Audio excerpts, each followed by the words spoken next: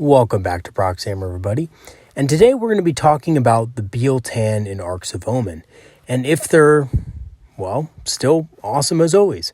So, BielTan is a craft world that is personally one of my favorites. It was the first craft world that I started as an Eldar player because, honestly, I just loved the green color scheme. I loved the green and white color scheme. I thought they looked super cool. And, of course, I've loved the lore of the BielTan ever since. And for a large part of my Eldar experience, I've actually run large units of Aspect Warriors in 4th edition and stuff like that. In 5th edition, I ran Aspect Warriors and Wave Serpents primarily. Anyone who played in 5th edition knows that basically the only way to run Eldar effectively back then, because we had such an old codex, from 2006, by the way, was essentially to run everything in a Wave Serpent. Of course, there were some other builds, but, those were few and far between. In 6th edition, I loved running Eldar Aspect Warriors as well. Swooping Hawks and Warp Spiders were awesome. I loved running those in games against my buddies. That was super fun. And of course, up until now, I've really enjoyed the BielTan. I've really enjoyed Aspect Warriors in general, and they're one of our best types of units in the Codex. Guardian units, of course, and Wraith units being kind of meh overall. Some have their uses, obviously, but overall not as effective and not as commonly picked in most Eldar lists. So today I kind of wanted to dive into the BielTan, because the BielTan, in my opinion, makes some of the best use of Eldar Aspect Warriors with a numerous amount of abilities that benefit them. And just take a deep dive into it and see if the BielTan are still one of the great craft worlds in Arks of Omen, which I believe they are. I think they're actually one of the stronger craft worlds in Arks of Omen, especially since some of the changes kind of benefit them, actually. Some of the objective changes really allow for Aspect Warrior units to make more of an impact on the game and on scoring in general. So without further ado, let's go and talk a little bit about the BielTan craft world, and let's dive right into it. So, an overview of this video, we're going to be looking at the craft world traits, warlord traits, and relics of the craft world. We're going to be looking at the key units for the BielTan, a quick review of those. We're going to be looking at what makes the BielTan so strong in Arks of Omen, and lastly, I'm going to give you an example of a 2,000-point BielTan list and a walkthrough of the general strategy behind it. So the thing about this is I've only actually played one game with the BielTan in Arks of Omen, I have to admit.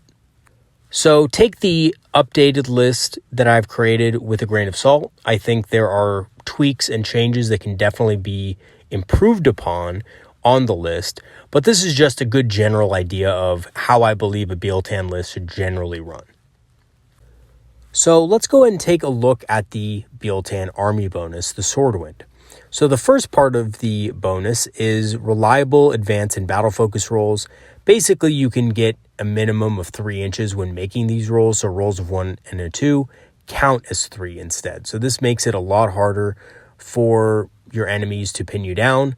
This increases your threat range on your units that want to advance, and of course, it gives you better battle focus rolls so you can get back behind terrain. The next part of the rule is a single reroll to hit each time a unit shoots or fights, which is pretty awesome, especially on units that have a few number of attacks that are very high potency. Things like Fire Prisms, which in my opinion are one of the best units with the BielTan, having 2 shots, one of which can reroll a hit roll, makes them much more effective at killing their targets. And again, this is the only real access outside of command rerolls and Strands of Fate dice that you can get with things like Fire Prisms, because they're not core, you don't get to use guide on them and things like that. So having this is absolutely massive. And of course, it helps out the whole army a little bit. The BielTan relic is the Spirit Stone of Biel-Tan, and this is a really good Psyker relic that basically allows you to reroll a Psychic test each Psychic phase with your Farseer. Well, Psyker model, I should say, because you could put this on a Warlock if you wanted to. Although, yeah, it's a pretty good one with a Warlock as well, I have to admit. It allows them to reroll a Psychic test, and Warlocks aren't the best at succeeding their Psychic tests always. So having that reroll is pretty good. And it knows 1 additional Psychic power as well. And the BielTan Warlord trait is called Natural Leader. So basically, this is a mini guide with a 6-inch range that lasts until the end of the turn and is used in the command phase. So unfortunately, it can't be used to reroll forewarned attacks or Overwatch attacks like Guide can. But again, this is a Warlord trait. There are advantages to it. You don't have to take a psychic test for it. It can't be denied, and so forth. So it's a pretty good Warlord trait, and actually, in my opinion, it's one of the best ones in the Eldar Codex overall.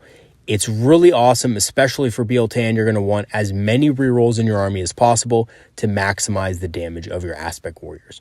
And again, this could be used on a Fireseer Skyrunner or something like that, where you can be within 6 inches of a unit at all times. Use this ability on them, and then you can use Guide on something else a little bit farther away.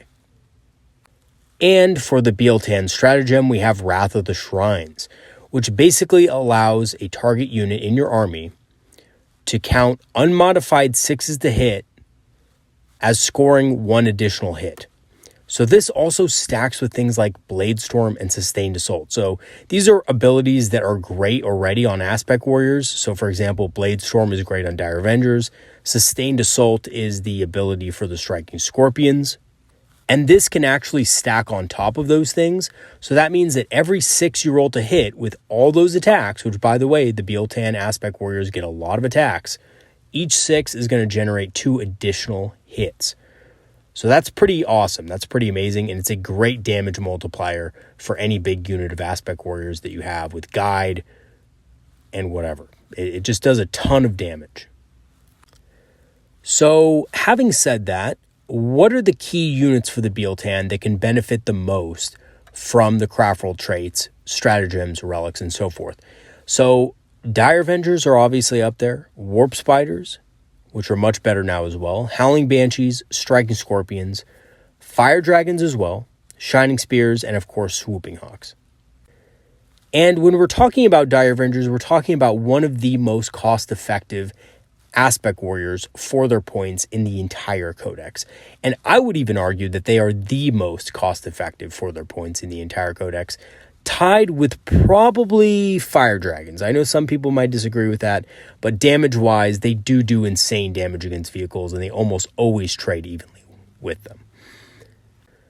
But we're getting a little bit ahead of ourselves with that. So Dire Avengers are great for objective play.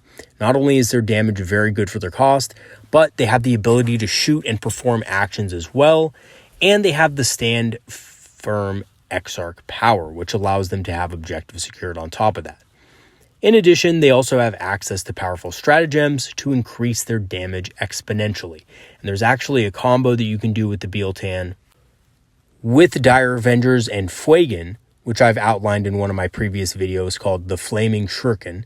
If you do or are curious about that, go ahead and check that video out. It kind of outlines how you can pretty much use a single unit of Dire Avengers to wipe out a massive amount of enemy troops.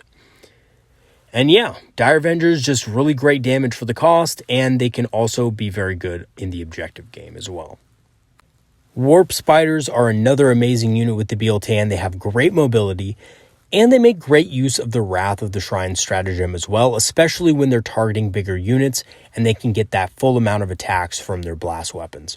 They have very strong damage, and they also have access to a once-a-game Sky Leap. Basically, Web of Deceit allows them to Sky Leap exactly like Swooping Hawks do.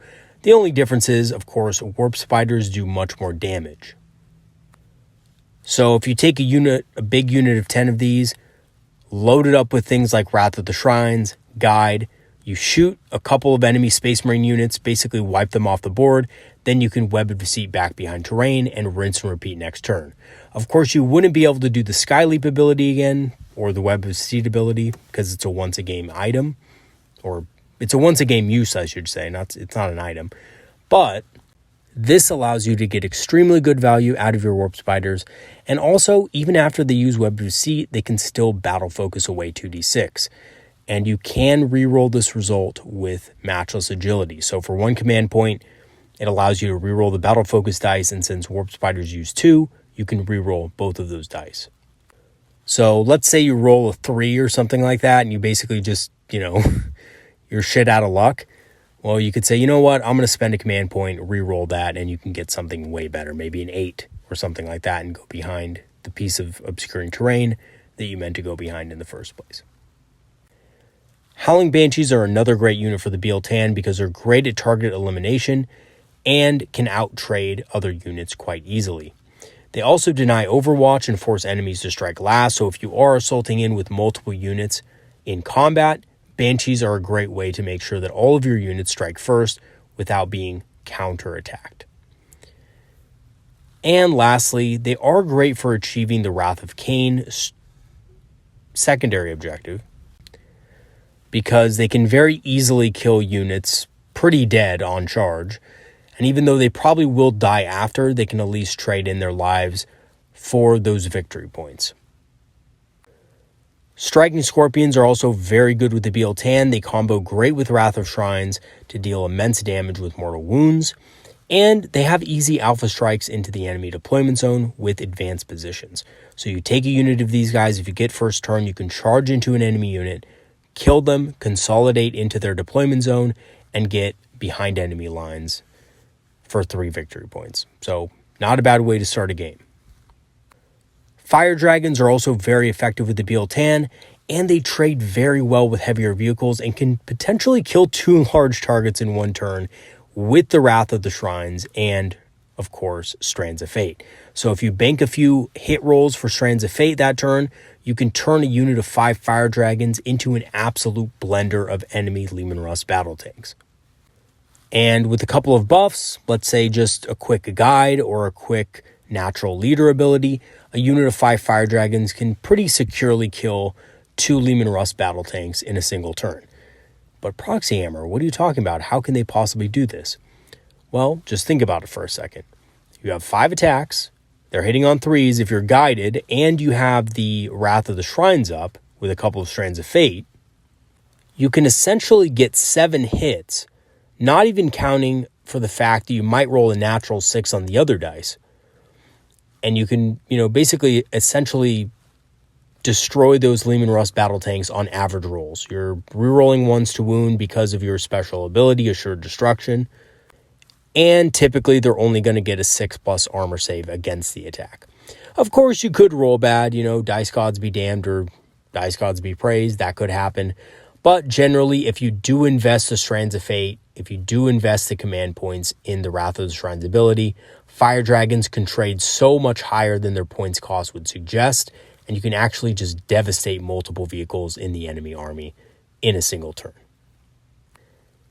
As for Shining Spears, in a BielTan list, even a unit of 3 can be absolutely deadly to multiple units of enemy infantry. So they're very fast and deadly. They're great for killing enemies in the enemy deployment zone because of their great speed.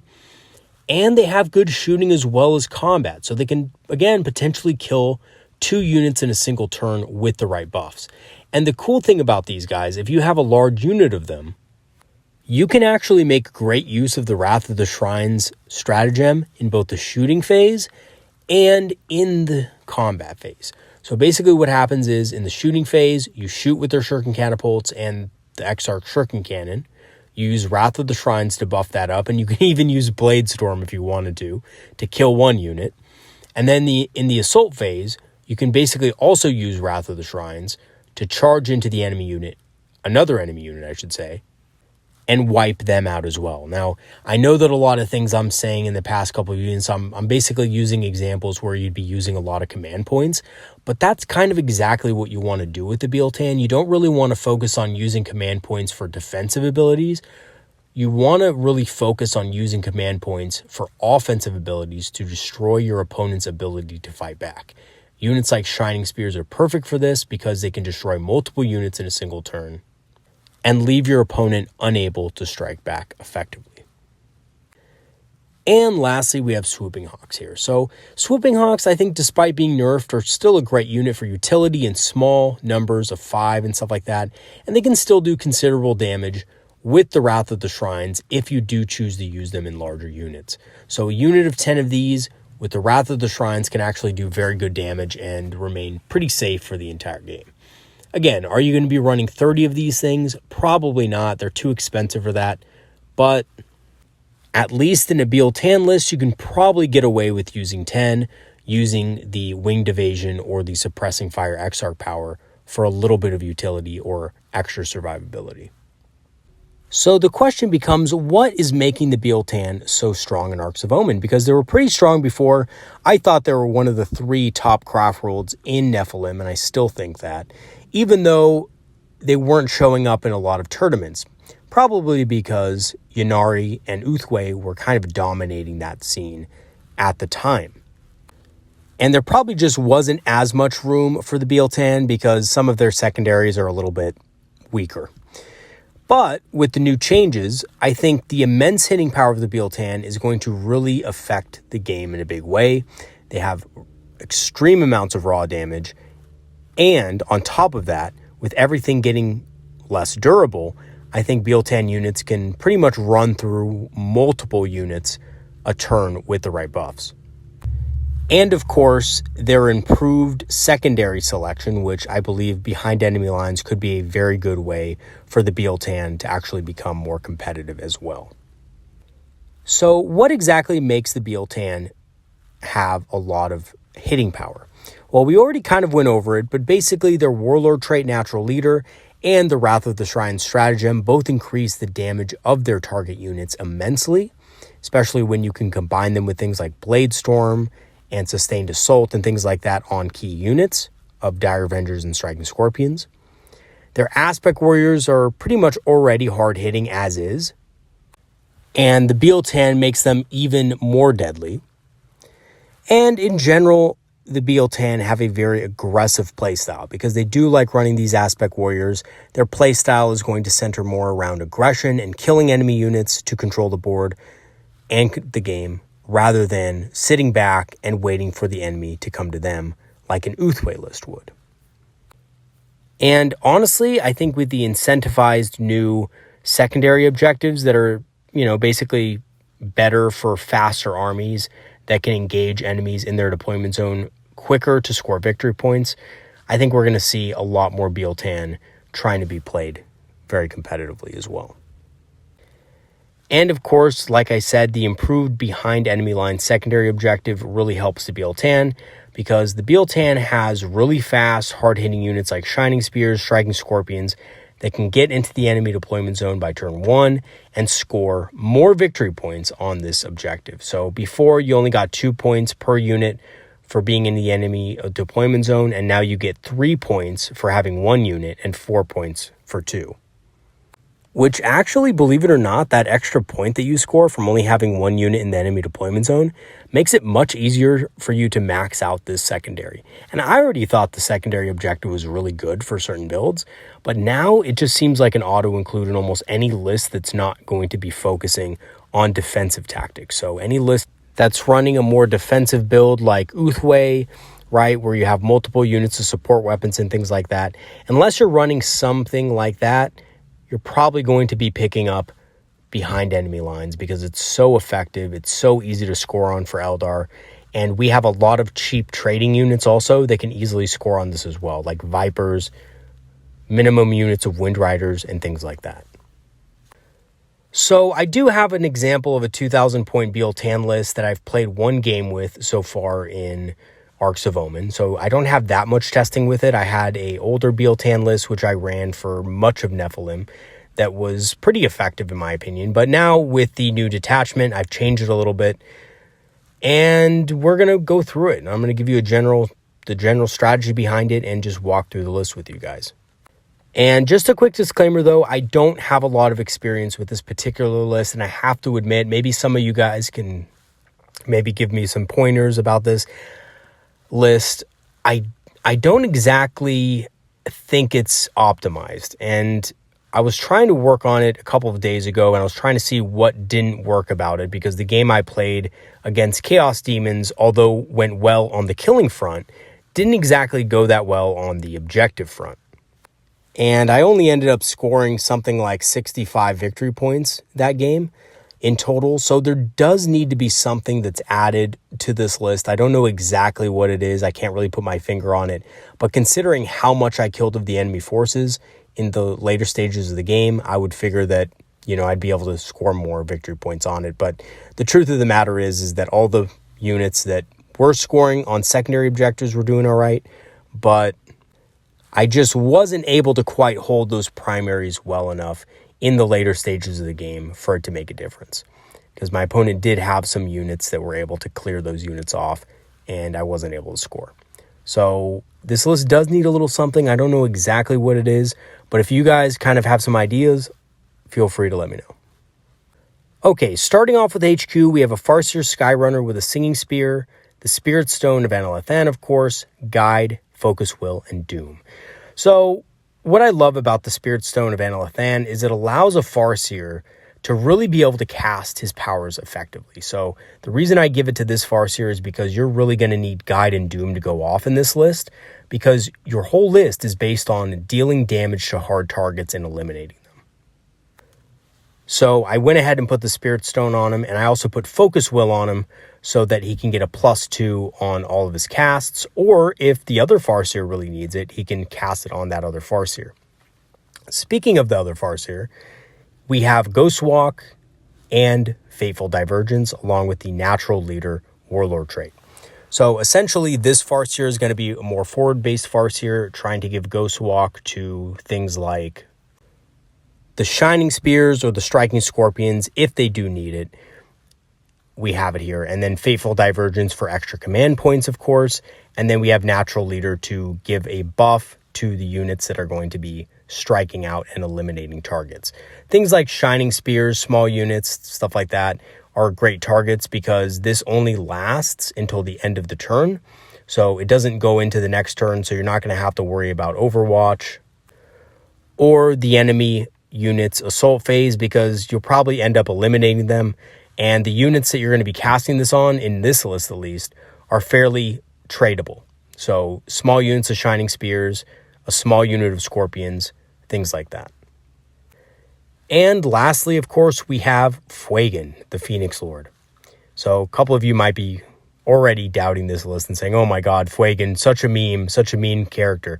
But honestly, I think he really does great with Dire Avengers. There's this wicked combo you can use him with Dire Avengers in a BielTan list, and I just have to do it. I just have to do it because it's so great and it's so fun to use. So Fuegan is a linchpin to that combo. And actually, he's really hard to kill. So basically, I have it set up where Fuegan's in a Wave Serpent with 10 Dire Avengers. And when I move out of the Wave Serpent with the Dire Avengers, they go forward and Fuegan goes forward and he shoots. And then they do their combo, which I've discussed in a video called The Flaming Shuriken on my channel. And then I move the Wave Serpent up. And here's how I move the Wave Serpent up so that Fuegan's pretty much always going to be protected. And some of you veteran Eldar players might know this maneuver, but basically, when I move up my Dire Avengers and I move up Fuegan, I move the Wave Serpent up right behind Fuegan, and the Wave Serpent has those two prongs, right? And then it has the gap where the Shuriken catapults are. Fuegan fits right inside that gap, as do a lot of Eldar single characters. And because of that, the enemy actually now, because of Lookout Sir, has to kill the Wave Serpent before they can actually target Fuegan with anything. So essentially what that means is that Fuegan's going to get down and dirty. Let's just put it that way, right? Because there's no way that after you do your combo, your opponent is still going to be in a position to not only kill all the Dire Avengers, but also kill the Wave Serpent and kill Fuegan with his ability that limits you to 3 wounds a turn, which I think is called Favored of Cain now that I think about it. So, this will limit him to 3 wounds taken per phase. So if your enemy tries to shoot him, the max they're going to be able to do is 3 wounds. All right, and for our elites, we have 10 Dire Avengers. Of course, the Exarch has the additional Shuriken Catapult and Shredding Fire. That's 155 points. They're going to go into a Wave Serpent with Fuegan for that combo. We have 5 Fire Dragons with Blazing Fury, which adds +4 to their range. These guys are probably going to go in reserve most of the time unless I'm fighting against a very aggressive Alpha Strike list. They're probably going to go into reserve. If I am going against an Alpha Strike list that's deep striking anything, as long as they're screened and they're behind terrain, the enemy shouldn't be able to target them. If you're worried about anything like indirect fire, killing them and stuff like that, you can easily put them in strategic reserve now for free, and they can come in the side of the board. And because they have an increased range, they will be able to kill something when they come in. And again, if your opponent tries to screen your reserve units out, it's even better for you because you have really high damage units like Dire Avengers who can just sweep them off. And actually, it's pretty funny. Something you can do as an Eldar player, if you have strategic reserves and you see that your opponent is wasting resources trying to screen those units out on the sides of the board, you can easily just use your fast units to pick those units off and then disappear behind obscuring terrain. And then just bring your unit in turn 3. So even if your opponent uses another unit to screen you on turn 3, you can easily just come in from your board edge, and because you're Eldar, you're a little bit covered by the fact that there probably will be some obscuring terrain and things like that. So in turns 4 and 5, your fire dragons can unleash hell upon whatever vehicle managed to get onto an objective. Your striking scorpions are going to be used for alpha strikes. So if you want to score first turn on line breaker, you kind of need to deploy them close to the enemy deployment zone so they can charge turn 1. And again, if you don't get first turn, you can always just pull the striking scorpions back into strategic reserve with Phantasm. And the great thing about this is, just like the fire dragons, if your opponent tries to screen you out with even more units, you can just pick them off and then you can bring your striking scorpions in later in the game. We also have 2 Warlock Skyrunners. I know one of them doesn't say Skyrunner, but it is a Skyrunner as well. One has Protect and Jinx, the other has Quicken and Restrain.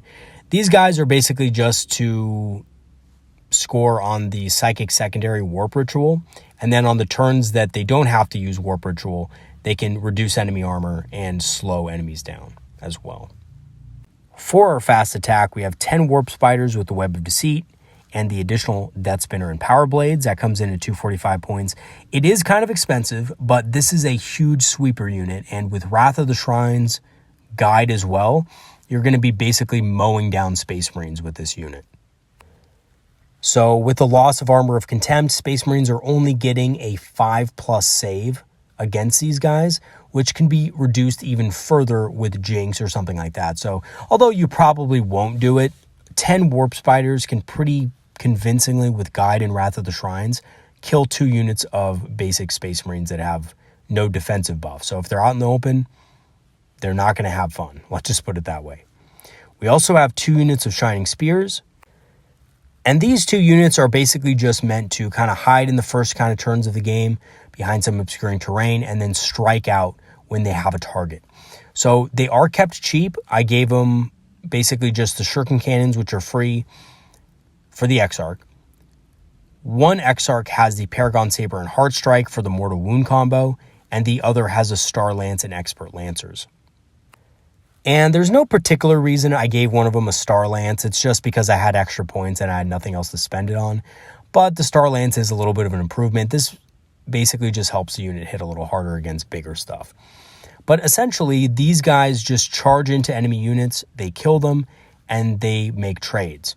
Now, I know that most of the time, you're not going to get a good trade with these guys. Essentially, you're probably going to be ended up killing, 80, 90 points worth of Marines, and then essentially dying. So what you want to do with these guys is you want to make sure that if you are killing those kind of targets, that you're killing them in the enemy backfield so you can score on things like behind enemy lines, and possibly, if they're left alone, you can do things like scout the enemy, which is 4 points if you're able to do it with a unit like this and hide it behind some obscuring terrain. And if you're going against a heavier target like Terminators or something like that, these guys are actually quite effective at ripping open Terminators, and you can combine them. You could use both units to charge into a bigger Terminator unit to wipe it out, and they will do significant damage. And I would even say with the right buffs, a single unit can take out enough Terminators to justify its cost. So for example, if you're staring down something like 5 Terminators with Thunderhammer, Storm Shield, they have their 4+ invul saves, they have their great armor save and all that stuff. It might not be a bad idea to trade your 125 point unit with the Paragon Saber and Heart Strike into them, because you're going to be doing a bunch of mortal wounds to them. On top of that, you're going to be shooting them, with Shuriken Cannon and 2 Shuriken Catapults, which may not seem like that much, but if you give them Wrath of the Shrines in the charge phase, and maybe you have a couple of extra strands dice for either attack or wound rolls, you can do significant damage to them in mortal wounds just from the Exarch. So again, it might be worth it to kill 4 Terminators and lose maybe 1 Shining Spear in return in that trade, because you're going to be trading up in almost every scenario with those types of units. The second build with the Expert Lancers, I don't know the math on it exactly. I think it's worse though, just because, you know, you're not ignoring those 4+ invuls that the Terminators have. But if anybody knows if there's a difference, let me know. Let me know in the comments if there is an actual difference against the Thunderhammer Storm Shield variant of Terminators. I don't think it's by much, but I do think the Paragon Saber and Hard Strike actually does more damage, if I'm not mistaken. And lastly, for heavy support, we have 2 Fire Prisms with vectored engines. Now, a lot of people don't like Fire Prisms because they say that there's a lot of line of sight issues with them. But guys, I mean, these guys are fast enough to where it doesn't really matter much. And because we have Fire and Fade back every single turn, I don't see any problem with you going from, you know, cover to cover and getting the best angles you possibly can get and still being able to move 7 inches with Fire and Fade if you need to. And of course, if you don't need the 7 inches, you can always just battle focus once a game with their vectored engines. And remember, the BielTan get an automatic minimum of a 3-inch battle focus. So that's very useful as well. You never have to worry about whiffing with a 1. And Fire Prisms are just really hard target eliminators. They eliminate invulnerable saves with the linked fire stratagem. They can combine fire in that way, so you don't always have to expose both Fire Prisms in one turn. And on top of that, with the BielTan, they're re-rolling a single hit dice per Fire Prism. So they just hit much harder in general than they do from other factions, like Uthway, etc. So I think Fire Prisms for this type of list, they just work. They just make sense. And you're going to see a lot more vehicles in the coming meta, because a lot of Space Marine vehicles got huge points drops, huge point reductions, and Imperial Guard or Astra Militarum are also pretty strong right now, and their strongest builds that are winning tournaments right now have like 5 or 6 different Leman Russ battle tanks. 2 tank commanders, 3 Leman Russ battle tanks, chimeras, armored sentinels. So you're going to need some heavy anti-tank to deal with that kind of stuff. And Fire Prisms are able to deal with the Leman Russ battle tank and then just dip behind cover very easily. And again, remember, Leman Russ battle tanks are going to need line of sight. So Astra Militarum players out there, Imperial Guard players, aren't going to just sit their Leman Russ battle tanks behind terrain all game because they're afraid of your Fire Prisms. They're going to move their tanks forward, right, for the Emperor. So when they yell for the Emperor, you can just pop out, kill a tank, pop back in, and they can rinse and repeat all game, basically. So I think Fire Prisms are great tools for dealing with these new threats that we're going to see in Arks of Omen.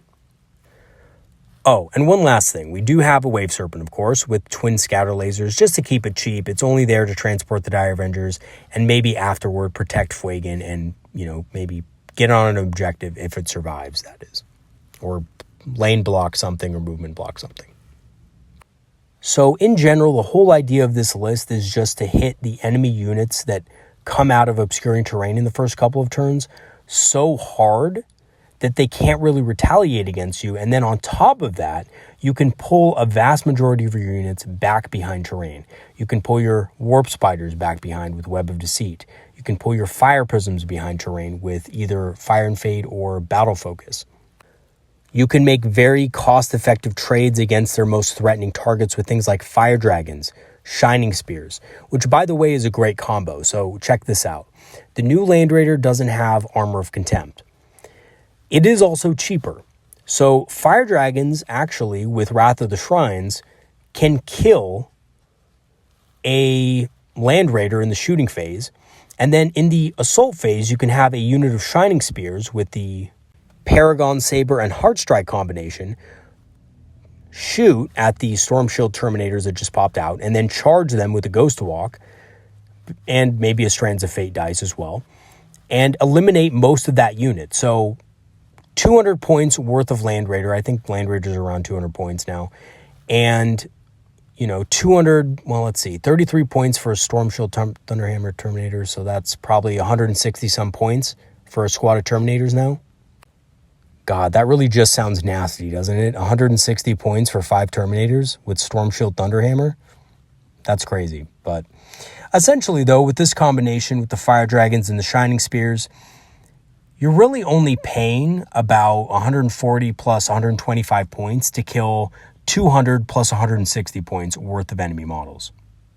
And now on top of that, if you have other elements of your army attacking the surrounding and supporting units that were meant to support the Land Raider, you can easily wipe out an entire flank. I mean, you can move up your Warp Spiders and kill 2 units of Space Marines and then fly back. You can pull out your Fire Prism. You can use the focus shot on other vehicles like Dreadnoughts or Predators that may have been moving into support. Kill those so that they can't threaten you.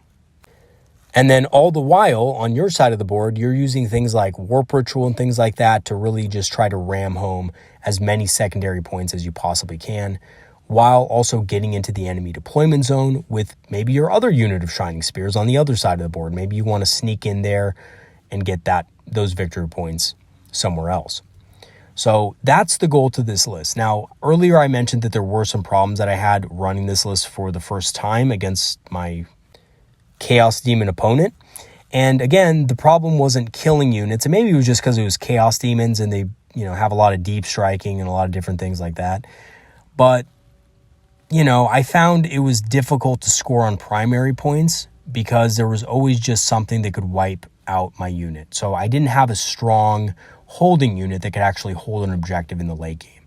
Typically, in other lists, I've had a unit of 5 Shroud Runners that I can stack with Fortune and stuff like that. And of course, any demon unit that is charging, well, not any demon unit, but, the common ones, Bloodletters or, Demonettes or something like that charge into Shroud Runners can easily get, Wire Reave Grenaded and then, of course, Overwatched with Guide. So, it's something that they don't really, they're not really effective at doing against Shroud Runners. But against the BielTan, it was pretty effective, and units that I was trying to throw out there in the late game to capture objectives were just getting overwhelmed with tattered remnants of his army. So that is something you have to watch out for with this list, and I'm still trying to find a workaround on how to keep basically the same spirit of the list alive without having to worry about late game objective reversals when I'm basically covering the whole board. So that is a problem with this list, I have to say. All right, so in conclusion, I think the BielTan are generally looking as ruthless as ever, especially with the loss of durability that came with the removal of Armor of Contempt units. And I think also Warp Spiders and Dire Avengers can rip through several of these cheaper units of Marines with ease before flipping back into the shadows. So, if you compare them point for point, Marines are more cost effective than they used to be.